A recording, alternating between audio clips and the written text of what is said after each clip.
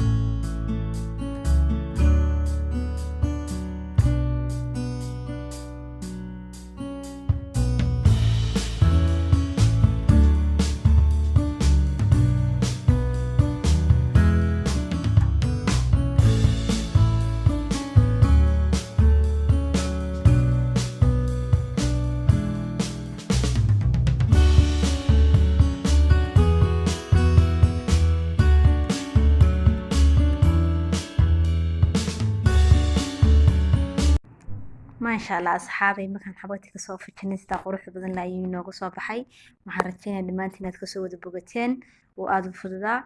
انت نقول سبحان الله هيدو كنا نقام نقول إن شاء الله سبسكرايب تنقال بخير سبسكرايب نوصارا كان بلال كان إن شاء الله فرت فيديو كستون صور بيدين كسود إن شاء الله انت هو النولجتن وحالي هي مركز آدي أدب منها سنتين صد وقت يقرأ واقع تتان إن شاء الله فيديو كان لاك سارة أصحابتنا كانوا وسي شير قرية تلقي تصالح الناس نحاكم من تيجي نوغو ريبا وحن نخلصي تلقى تاني فيديو بحيقا السلام عليكم ورحمة الله وبركاته.